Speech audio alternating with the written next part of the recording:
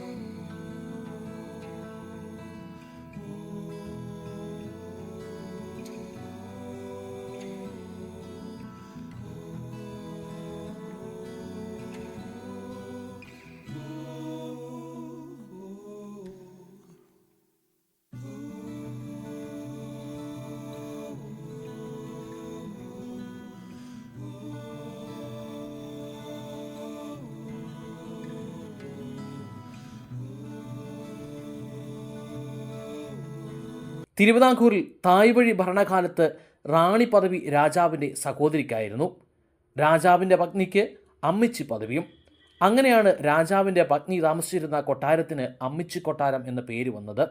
വിശാലമായ ദർബാർ ഹാളും മഹാരാജാവിൻ്റെ മന്ത്രമണ്ഡപവും കുതിരലായവും ഭൂഗർഭപാതകളും കളിസ്ഥലവും കൽക്കുളവും കൊട്ടാരത്തിൻ്റെ ഭാഗമായി പണിതിരുന്നു.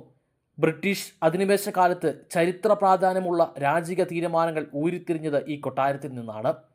പാചകശാലയ്ക്ക് പിന്നിലുള്ള ഭൂഗർഭപാതകളുടെ തുടക്കം ഇപ്പോൾ അടഞ്ഞ നിലയിലാണ്. ഇതിൽ ഒരു തുരങ്കം ചെന്ന് എത്തുന്നത് മൈലുകൾക്ക് അപ്പുറമുള്ള പീരുമേട് ശ്രീകൃഷ്ണസ്വാമി ക്ഷേത്ര പരിസരത്താണ്.